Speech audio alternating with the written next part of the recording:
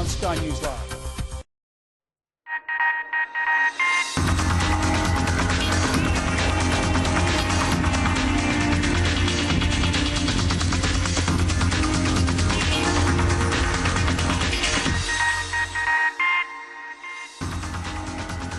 Hello and welcome to Your Career. Ahead on the show, we share job hunting tips for the over 50s and we'll get a glimpse behind the glitz and glamour of Mercedes Australian Fashion Week when we speak to designer Kim Ellery about her career.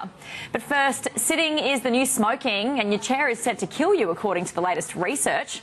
In Australia, we spend as much as 80% of our workday sitting. It's taking years off our lives and making a significant contribution to our current health crises: heart disease, diabetes, obesity and back pain.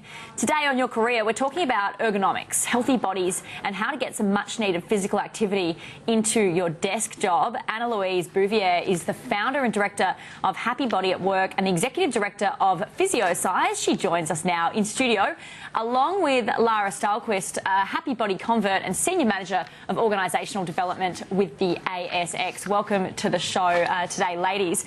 Anna, I might kick it off with you, Anna-Louise, just in terms of the Happy Body at Work program. What's it all about? Tell us a bit about it. Okay, so basically, I started off as a physio, and so you start off with people. I spend a lot of time with people coming in with their bad backs, bad necks, bad everything. From work.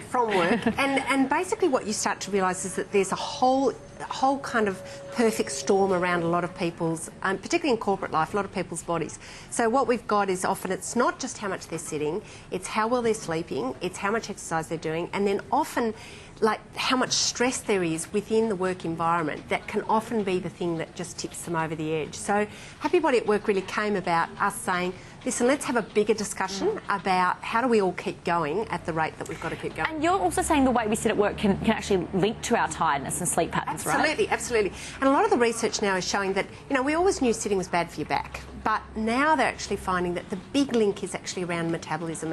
And we know that the longer you sit, the lower your blood glucose drops. And so as you're dropping, you go looking for a lift, and that's why we all go looking for sugar and chocolate and all that kind of stuff to lift us up, because we're tired. So what is the link between sitting and back and neck pain? What are the main things people are doing wrong? Well, you just imagine if you sit like a banana for kind of, 80% of your day. Eventually, if I built a building shaped like most of us sit, it would fall over. And really, that's the big problem. There's also some great research around the weight of our head. Our head weighs as much as a 4 to 5 kilo watermelon. So imagine if you had to balance a watermelon up the front of your body for most of the day. And there was some research that came out last week showing that the stress on that knob on the base of your neck when you slump is the equivalent of having 27 kilos at the base of your neck. Right, and I imagine that is what contributes to other sort of neck pain, bodily issues. Headaches. Yeah, look, another really big one is the more you slump, the more your guts get squashed. And so indigestion as well. Absolutely. Internal issues. So there's all sorts of stuff going on. All right, let's bring in Lisa now, because I want to get your view, Lisa, because you have implemented... Lara, sorry. You've implemented this program with the ASX. Can you tell us a bit about why you implemented the program? Yeah, I mean, it was a very, very simple decision for us. Just listening to Anna-Louise explain the program then to you was where it started for us. It just made a lot of sense. It's very, very simple. It was very, very logical.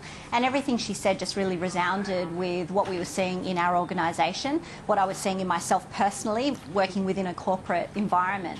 And so it was a simple solution to daily habits and behaviours that were really going to benefit our staff and create a simple investment in our people that was going to help the whole picture. So not just who they are in the office every single day, but the entire person, which is really, really important to get the most out of the people you've got coming to work, but to also just create more of a positive working environment that's better for everyone, really. What's been the reaction to it in terms of the most popular aspects of it, Lara? Yeah, it's been really well received, and I think the opening line that you had around sitting is the new smoking has probably been the most well-received component. So throughout our offices now, you see people having clusters of standing meetings. There are people going on walking meetings. So we had a team session yesterday, and the first component of it was a lap out to the Opera House and back, because you're more efficient when you're actually walking and talking, and you actually get through an agenda much faster. So it's really important to see that visual presence of people standing around the office as a really simple simple reminder about how you can do things really easily to improve your well-being and your overall health and fitness.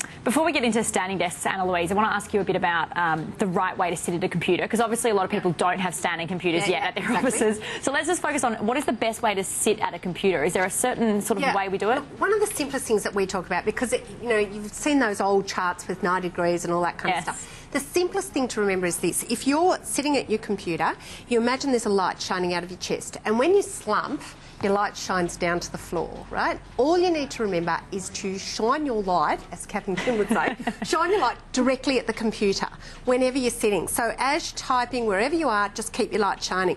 Because what happens is that as the day goes on, we slump down. Right. So we just say to people, sit back in your chair, shine your light, balance your watermelon and off you go. What about the mouse? Where do you put the mouse? Where do you position it? The thing with the mouse is that often we have the mouse too far away. So you're leaning over. And that really drags on our neck. So bring your mouse in, bring your laptop in. You know, a big problem is how many of us use laptops now, because immediately all ergonomics goes out the window. So simple things like a laptop stand or prop the back of your laptop up makes a really big difference to allow you to actually keep the mouse closed. Now, something I'm a culprit of, I often do, is cross my legs under the desk. Yeah. Is that a no-no? Explain the problems with that. Because the minute you slump, you have to drop your light. Right. So the biggest thing you can do is, if you look at the royal family, they always sit on the edge of things and they have beautiful posture. You only have to look at Lady Mary, you know, it's like she's always sitting on the edge of things.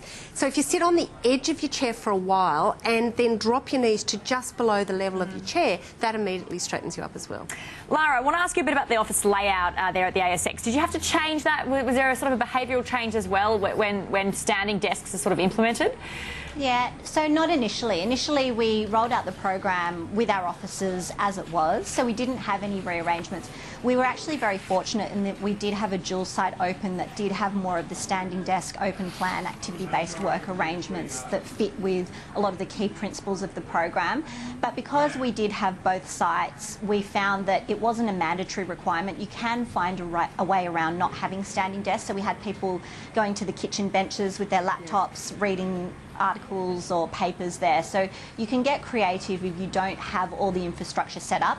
However, if you do, it obviously helps, you know, with the transition to making things easier. And Anna-Louise, you agree with that? Look, that is such an important point, because I think these days people go, look, sitting is bad, therefore standing is good. But if you talk to anybody that has to stand for a living, like, you know, teachers, butchers, shop assistants, they'll just tell you it's a disaster. It's really hard. So a big part of this whole discussion has to be around making changes where you move more all during the day, and also when you get home. That's the other thing, you know, when you get on the bus, you know, don't sit, stand. When you get on the train, don't sit, stand. So if you have standing desks, you shouldn't be standing necessarily all day. No, it's impossible. In fact, I've gone into workplaces where they've spent a fortune on standing fit-outs, and you can see everybody sort of sitting around on their chairs, their laptops on their laps. So because it's about sort of making those regular changes, and I think the ASX was amazing like that, in that it came from culturally, from a lot of the managers just saying, this is what we're going to do. Things like Lara was saying about the walking meeting is fantastic, because you get such an energy boost from going for a walk. Gets people out of the office. Not eating lunch at your desk. That was one of the single biggest things. We found a huge amount of people, not only at the ASX, but everywhere, eat lunch at their desk. Get up.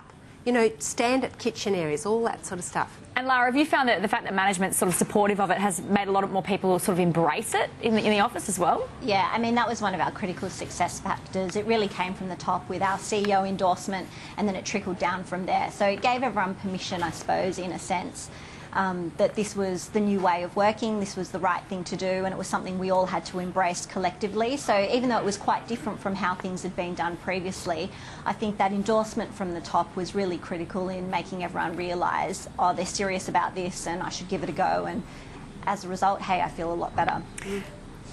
In terms of cardiovascular exercise as well, because this is obviously an important thing for health and health in the workplace, and I'm sure productivity in the workplace as well. What about time poor workers who might work long hours and not necessarily have time for exercise? Yeah, absolutely. The great thing is with exercise now is that they're saying that just a tiny bit of anything is really good. In fact, a good study came out last week saying that actually it increases your longevity. But it's what we call huff and puff exercise. So exercise that where you get to the point that you can talk, but you're kind of going like this. So, you know, if you just are walking home from work and choose a flight of stairs to run up, that is a fantastic way to boost your energy levels. If any set of stairs that you see, go up 2 at a time.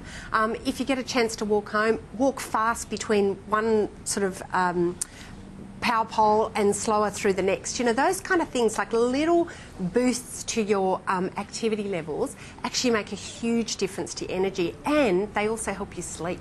And so I think that's the kind of part of the equation that we hadn't really understood, is if you sleep better and you sit less and you move more, when the stress comes on, you're going to cope better. And that's kind of the big message. A very important topic. Thank you so much. We'll have to leave it there. But thank you so much, Anna-Louise Bouvier there and Lara Stalquist also joining us from our CBD studio on that topic, which I'm sure a lot of people can relate to these days.